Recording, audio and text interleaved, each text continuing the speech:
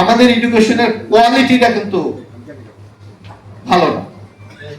আপনারা কোয়ান্টিটি দেখেন যে আমাদের স্কুলে 100-এর মধ্যে 90 জন পাস করেছে, কিন্তু তার মানটা কতটুকু এটা কিন্তু আমাদের বিবেচনা করতে হবে। কারণ এখন কম্পিটিশন যুগ পৃথিবীতে। বাংলাদেশে আপনি দেখেন এত প্রাইভেট ইনস্টিটিউশন হয়েছে যে আপনি শুধু একটা আমি অনেক গার্ডিয়ান আমার কাছে আসে যে আমি জায়গা জমি বিক্রি করে ছেলেকে পড়ালাম, কিন্তু ছেলে কিছু করতে পারে না, আসলে অত কিছু জানে না। শুধু এক সার্টিফিকেট অর্জন করলে কিন্তু সেটা শিক্ষা না। এখন কিন্তু মারাত্মক কম্পিটিশনের যুগ। আপনারা জানেন যে আমি টকশোতে যাই, তা আমি তো সোশ্যাল সায়েন্সে পড়ছি, তাই না? আমাকে কিন্তু টকশোতে ফরেন মিনিস্ট্রির উপর বলতে হয়, ইকোনমিক পলিসির উপর বলতে হয়, আমার সোশ্যাল সায়েন্সের উপর বলতে হয়, আমাকে সাইকোলজির উপর বলতে হয়, আমাদের পরিসংখ্যানের উপর বলতে হয়। এটা তো আমাকে শিখতে হয়েছে, আমাকে তো শিখতে হয়েছে। তো সুতরাং আপনারা এখানে শুধু পাঠ্যপুস্তকের উপর ডিপেন্ড করে কিন্তু এখন চলা যাবে না। আপনাদের কিন্তু আপনাদের যারা আমাদের সম্মানিত শিক্ষক আছেন, গার্ডিয়ান আছেন, বিশেষ করে আমাদের গার্ডিয়ানরা হলো কেয়ারলেস। মনে করেন স্কুলে গরু পাঠাইলাম, স্যার ওইটার মানুষ করে পাঠাই দেবে। কি এরকম একটা ধারণা আছে না? মানে আমি একটা ছেলে পাঠাই দিলাম মনে হয়, কিন্তু ওই ছেলে স্কুলে যায় কিনা, সে ঠিকভাবে তার যে কাজগুলি দেওয়া হচ্ছে সেগুলি করে কিনা, বাসা বসে পড়ে কিনা, এইগুলি কিন্তু আমরা কেউ খোঁজ রাখি না। আমরা সম্পূর্ণ দায় দায়িত্ব শিক্ষকের উপর চাপিয়ে দিই যে ওনারা মানুষ করে আমাদের ঘরে পাঠাবে। এইটা কিন্তু চলবে না।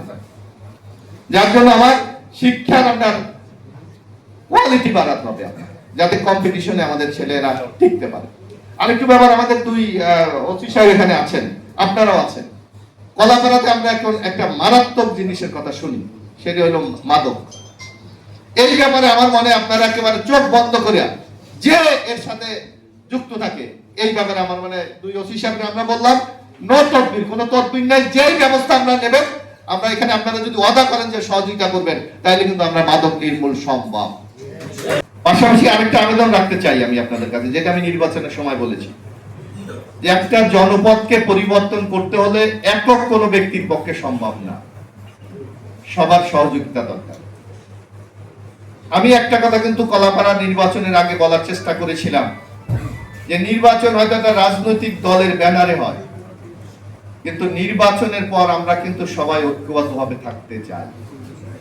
এবং আমার মনে হয় 12 তারিখের পর থেকে আজকে পর্যন্ত আমরা সেই আমাদের ওয়াদাটা রক্ষা করতে আমরা পেরেছি। আমি ইউনূস সাহেবকে আরেকটু ধন্যবাদ জানাতে চাই। 5 তারিখের পর আমাকে ঢাকা, আপনারা জানেন আমি ঢাকা থাকি, ঢাকার প্রশাসন যারা চালায় বা গভর্নমেন্ট যারা চালায়, অনেকের সাথে আমার খুব ভালো সম্পর্ক। অনেকে অনেক কথা বলতে পারে, কিন্তু সরকারি হিসাব মতে বাংলাদেশের 10টি খুব শান্তিপূর্ণ উপজেলার মধ্যে কলাপাড়া। এটা সম্পূর্ণ এই কৃতিত্ব আপনাদের সবার, কারণ আপনারা সবাই মিলে সহযোগিতা করতে পেরেছেন বলেই আজকে কলাপাড়াটা এই অবস্থায় বিরাজ করছে। কারণ রাজনীতি, আপনি জানেন যে রাজনীতিতে পাল্টাপাল্টি থাকে, কেউ ক্ষতিগ্রস্ত, কেউ লাভবান হয়, তার একটা কিন্তু রিয়াকশন থাকে। কিন্তু কলাপাড়া 5 তারিখের পর এই ধরনের কোন রিয়াকশন, দুই একটা ঘটনা ছাড়া হয়েছে বলে আমার কাছে মনে হয় না। যার জন্য বিএনপির নেতৃবৃন্দকে আমি ধন্যবাদ জানাই। আমি হয়তো সবসময় এখানে ছিলাম না, তারাও অত্যন্ত দায়িত্বশীল ভূমিকা পালন করেছে, সুতরাং তাদেরও একটা কৃতজ্ঞতা পাওয়া উচিত আমি মনে করি। আমাদের জামাতের আমির সাহেব বলেছেন এখন বিরোধী দল, আমরাও কিন্তু বিরোধী দলে ছিলাম, কিন্তু বিরোধী দলের ইতিহাস কিন্তু বাংলাদেশে খুব সুখের না।